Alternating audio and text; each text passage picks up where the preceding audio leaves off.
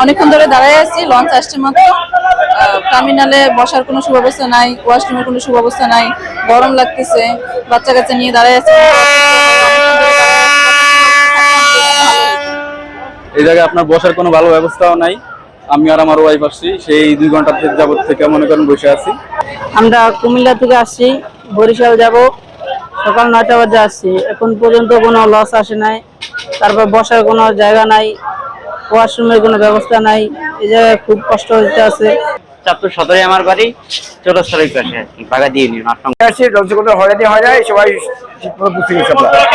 না, আমাদের সার্বিক ব্যবস্থাপনা ঈদের আগেই আমরা শেষ করেছি।